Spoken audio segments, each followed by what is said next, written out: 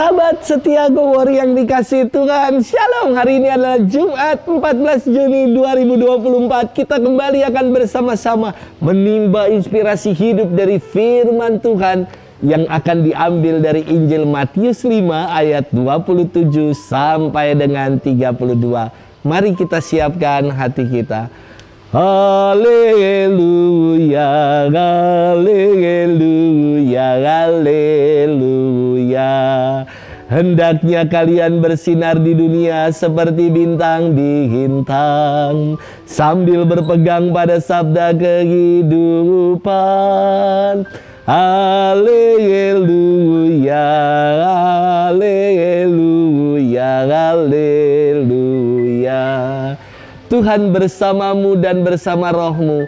Inilah Injil suci menurut Matius. Dimuliakanlah Tuhan. Dalam khotbah di bukit, Yesus berkata, "Kalian telah mendengar sabda jangan berzina.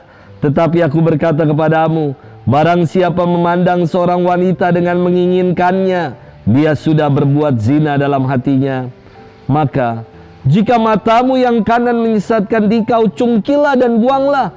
Karena lebih baik bagimu satu anggota badanmu binasa daripada badanmu seutuhnya dicampakkan ke dalam neraka. Dan jika tangan kananmu menyesatkan dikau, penggalah dan buanglah. Karena lebih baik bagimu satu anggota badanmu binasa daripada dengan badan seutuhnya masuk neraka. Telah disabdakan juga, barang siapa menceraikan istrinya harus memberi surat cerai kepadanya. Tetapi aku berkata kepadamu, barang siapa menceraikan istrinya kecuali karena zina, dia membuat istrinya berzina. Dan barang siapa kawin dengan wanita yang diceraikan, dia pun berbuat zina." Demikianlah sabda Tuhan. Terpujilah Kristus. Sahabat setia Go yang dikasih Tuhan, Shalom. Ada lagu yang lagi ngehits di kalangan anak muda yang mengatakan begini. Dari matamu, matamu, matamu, ku mulai jatuh cinta. Ku melihat, melihat ada bayangan. Dari mata kau buat jatuh, jatuh terus, jatuh ke hati. Nyanyinya aja saya susah. Anak muda tapi senang dengan lagu begini. Awalnya dari mata turun ke hati. Saya tuh lebih suka dari mata jangan langsung turun ke hati. Karena kalau dari mata langsung turun ke hati, persis ada sebuah nyanyian yang mengatakan, love is blind, cinta itu buta. Seharusnya dari mata naik dulu ke otak. Jangan langsung turun ke hati. Dari mata naik ke kepala, ke otak, baru nanti turun ke hati. Sahabat setia Go yang dikasihi Tuhan, hari ini firman Tuhan berkisah tentang kekudusan dalam perkawinan. Yesus berfirman, "Kalian telah mendengar sabda jangan berzina." Tetapi sabda Yesus lebih lagi, bukan hanya sekedar jangan berzina.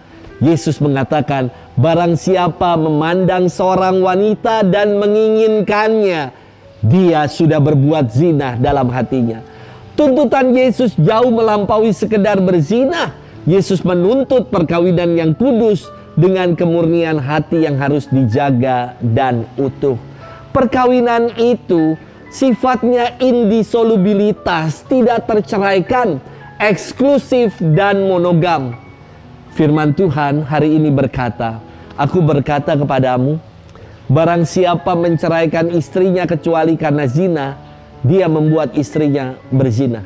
Kata kecuali karena zina ini menjadi polemik. Dan banyak pendukung yang melegalkan perceraian mereferensi ayat ini sebagai dukungan untuk melegalkan, meresmikan suatu perceraian. Saya kira tidak perlu berdebat soal polemik ini. Pandangan gereja jelas dan tegas menolak perceraian. Dan Allah sejak semula menyatukan, dan apa yang disatukan Allah tidak boleh diceraikan manusia. Banyak sekali referensi-referensi biblisnya. Pernyataan Yesus yang menjadi polemik dalam Injil Matius ini bisa didamaikan dengan pernyataan awal Yesus yang mengajarkan para pendengarnya untuk tidak berzina. Bahkan Yesus melampaui larangan jangan berzina. Dengan kita memandang seseorang dan mengingininya saja, itu sudah disebut zina dalam hati. Saya kira ayat ini bukan untuk melegalkan perceraian karena zina. Karena sejak semula Yesus mengajarkan perkawinan itu kudus dan satu, tidak terceraikan. Sahabat setia Gowor yang dikasihi Tuhan, di perikop lain Yesus bersabda, justru karena kedegilan hatimu, Musa mengizinkan kamu memberikan surat cerai. Tetapi sejak semula tidaklah demikian dengan apa yang dikehendaki Allah. Maksud Allah sejak semula adalah menjadikan perkawinan sebagai kudus adanya. Maka perkawinan dalam gereja Katolik diangkat dalam martabat sakramen. Sakramen itu dari kata sakramentum. Di dalamnya ada kata sakral, sesuatu yang ilahi, sesuatu yang sungguh-sungguh mereka berdua, dua insan, kedua mempelai mengikat janji suci di hadapan Allah sendiri. Namun terkadang kedegilan hati manusia, kekerasan hati manusia yang memungkinkan terjadinya perceraian. Sudahkah saudara-saudari menjaga kekudusan, kemurnian hidup perkawinan, supaya hidup perkawinan itu tetap terpelihara dan komitmen dari janji yang telah diucapkan sungguh-sungguh ditunaikan dalam keseharian hidup. Selamat bermenung dan Tuhan memberkati kita selalu dalam nama Bapa dan Putra dan Roh Kudus. Amin.